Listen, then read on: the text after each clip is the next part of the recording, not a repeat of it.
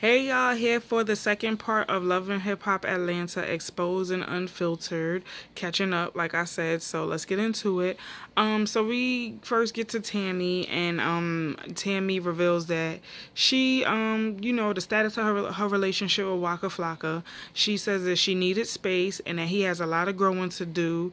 They don't live together. Right now they're just separate, living their own lives, and what's meant to be will be. From what I'm seeing on social media, him and her are, well, it looks like they're back together. They probably just, hang out. But from what I see, they still love each other. They're a beautiful couple.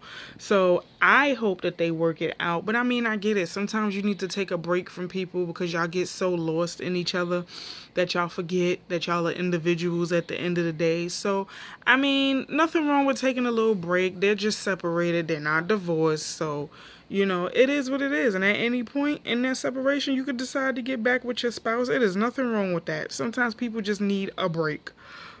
So now we get to Mimi, and we're discussing Mimi and her sexuality and whatnot. And, it's Mimi, Chris, and Arian. And basically Mimi is like, listen, I like what I like. I don't put labels on what I do. I like what I like. So, Nina is like, oh, okay, you're sexually fluid. She said, yeah, like that's the best way to put it. So Arian was sitting there making snide comments, and Chris is like, listen, I feel like Arian is being shady. So because Chris considers himself a man. Like, okay, with transgenders, they have they have pronouns that they like to go as. Like, if there's someone that's a woman who's transitioning into a man, their PGPs, which stands for preferred gender pronouns, would be him, he. So Chris wants to be known as a man. So Chris, wants to be called him, he, his, those are the type of pronouns or whatever that he wants to be called. And Arian was saying stuff and being and kind of sort of being shady by still poking at the fact that Mimi's a lesbian and that she doesn't see their relationship as regular man and woman. She sees it as a lesbian relationship. So Chris was like, well, I'm the type of person who I don't have thousands of dollars to spend to get the operation and everything done, but you should show respect to my identity and to those who are in the same boat that I'm in, who may not have the money to get what they need to get done, but they prefer to be called what they want to be called, what they identify as. And I'm like, okay, I get it. And that's what a lot of people need to understand, which is why I think it's great that Mona Scott is bringing all of these issues to light.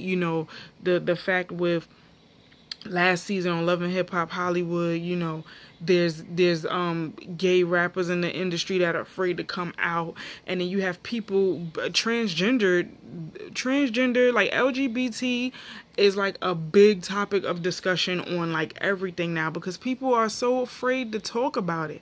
And there's nothing to be afraid of. Like, just let these people live their lives. Like, how they live their lives should not affect how you live your life. I know so many gay, lesbian, bisexual, transgender people, and they are the sweetest people in the world. Like, you could learn a thing or two from the LGBT community. Like, hands down, you really could.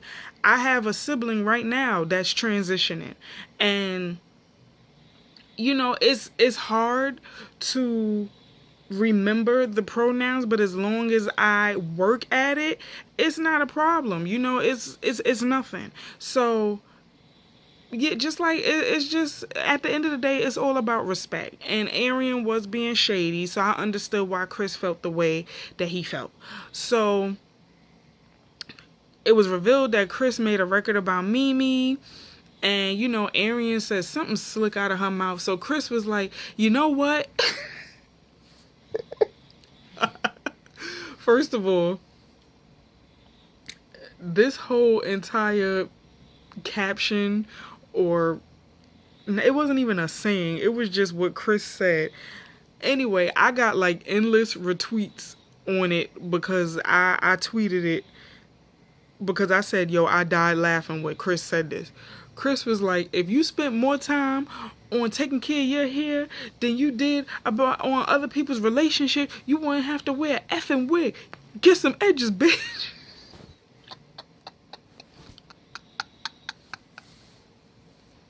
When I say I died, I was like, yo, Arian, ain't no coming back from that. Because Arian had this, I don't know.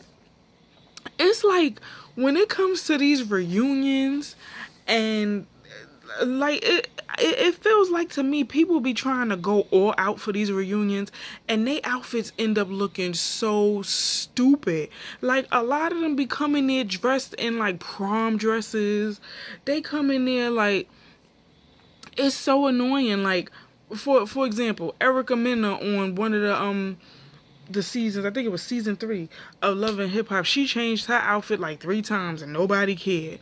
Or Brandy Little B from Love and Hip Hop Hollywood had on this blonde Cruella DeVille looking wig and this silver and white like just looking all kinds of stupid. Like people, yeah, you gotta be formal, but they take it to the next level sometimes. Like, you know, there's some people who never do any wrong on these reunions. Like they always dress to impress. Like Tahiri was like Tahiri, and I would say Tahiri and K Michelle, I would say they were always dressed to impress on these reunions. Like, you know, you never had anything bad. And I mean, K Michelle could dress. K Michelle could change her hair and her outfit like that, okay?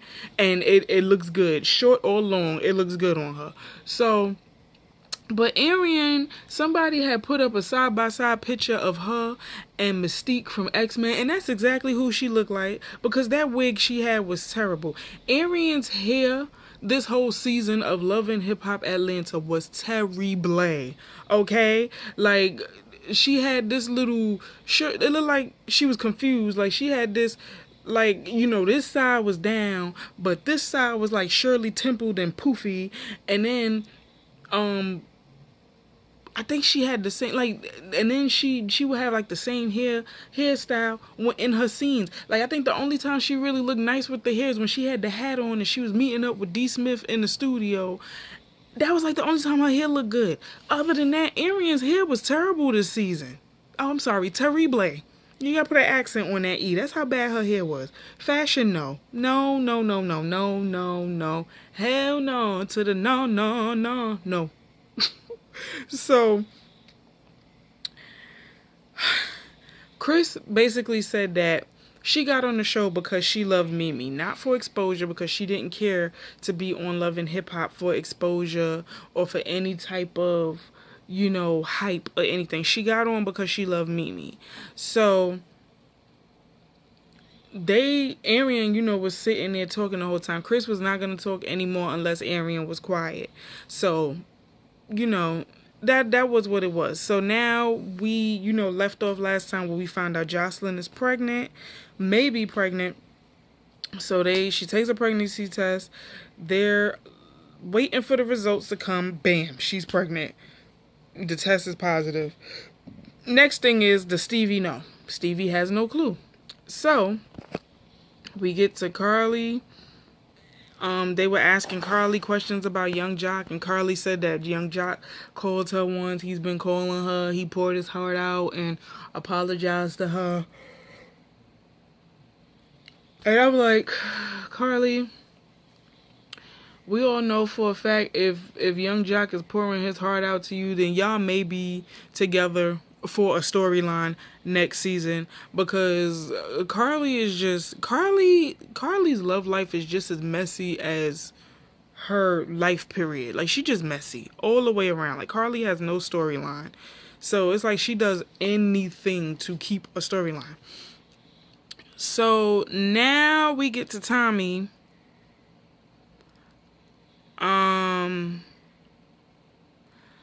We got to Tommy, and I think we got to Tiara, and Tommy, they were saying something about Tommy put a stop to Tierra and Scrap or whatever. But I feel like Tierra put a stop to that once she found out that he was with Tommy. I don't know. So Tierra was shading KK's weight and was calling KK ignorant and ratchet. Then she was talking about Carly and Scrap and basically says, you know, Carly works for us. KK says that she knows for a fact that Scrap is in love with Tommy. And that's why Tommy acts crazy, because Tommy doesn't know how in love he is with her. You know, so we find out that Tierra is married and I think either pregnant, had to be, well, no, she was pregnant at the end of the season. She pregnant and she got married, and I'm like, okay, I'm thinking it's Jay Nix. It's some next dude. I'm like, oh, okay. But she claimed, you know, she said it's somebody that she's known for a while. They just never pursued any type of relationship until now. I'm like, all right, Tierra, as long as you happy, boo.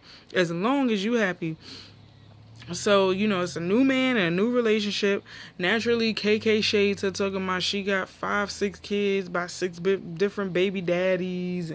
I'm like, KK, I mean, you can't be the pot calling the kettle black, because I mean, didn't you try to kill your baby father or something like that? That's why you a criminal? I don't know. I just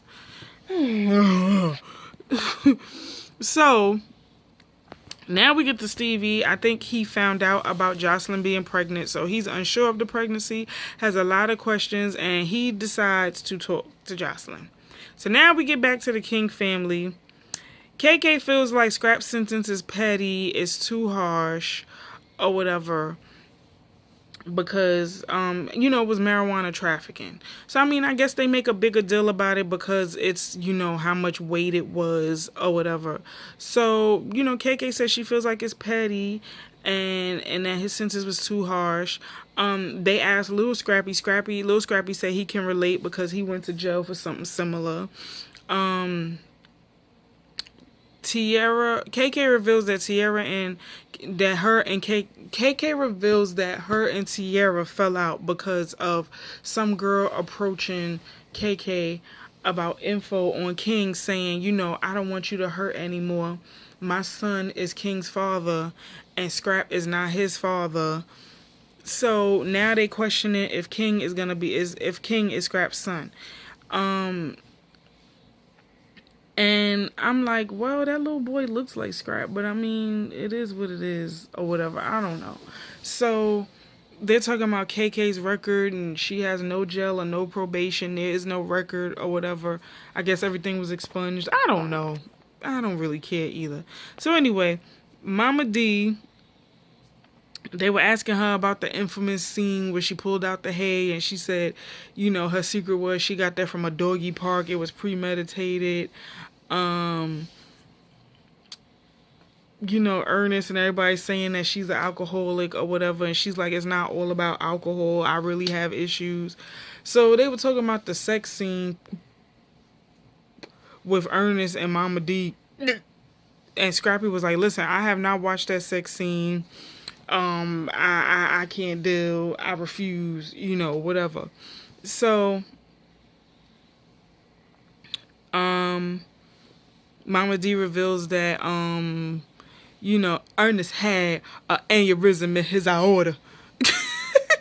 An aneurysm in his aorta. And, you know, he's been sick. But them, you know, her taking care of him and him getting sick has brought them closer together. But they still have issues that they got to straighten out. Like most married couples, you know, it is what it is. So, Carly, well, Life wanted to be, this is about Carly and Life. Life wanted to be in an open relationship, and he was in a relationship with India when she wasn't pregnant. I think Life said that Carly begged him to smash. He felt like he downgraded with Carly, and they won't be amicable. Carly was so extra in this scene, talking about some, do you think I need you? Ha, no. And I'm like, really? Why do we even care about this relationship? Because Carly, you're going to be, I guarantee it, come Love and Hip Hop season, what is this? This is season 5? Season 5? Let me go back up. Season 5. Love and Hip Hop season 6. Carly gonna have a new love interest. Every season she got a new love interest. I'm just saying. So, I mean, this whole Carly and life thing, pointless. Nobody cares. Let's move on, people. So now we get down to the nitty gritty with Stevie and Jocelyn. She shows him the test. He asks if there was anyone else that she's been with. She said that she's only been with girls, that she hasn't been with no other dudes since him. So, Stevie just wants respect. And he wants her to apologize. And she's like, I don't think I should have to apologize for anything. So now they get dirty. They talking about visitation rights. Producers convinced them to stay and talk because it was getting heated. Jocelyn apologizes. Stevie apologizes. And Jocelyn really doesn't want to have the baby without him. But they have been, they ended... It seems like they tried to end on a good note with this, but they were going back and forth on social media. They basically officially ended their relationship, but they still have unfinished business. And, they last words to each other was, Jocelyn says she feels like Stevie is a coward and that he'll never man up. Stevie is like, Jocelyn is ungrateful and, she wanted to fly, so fly, little birdie, fly. And that was it. And I'm just like, these two give me a damn headache, and they are very annoying on social media. That's why I try not to pay no attention to what they do. Like, it's all kinds of, dirt that they saying about each other, and it's ridiculous. But that was the second part of Exposed and Unfiltered. Y'all let me know how y'all felt about it. I, for one, am so happy that this season is over and that we done moved on to Love and Hip Hop Hollywood, because Love and Hip Hop Hollywood looks so much more juicy. Yes. So, like I said, let me know how y'all feel about it. Like, comment, subscribe. Tell a friend to tell a friend to tell a friend. And I'll see you guys in the next video. Later.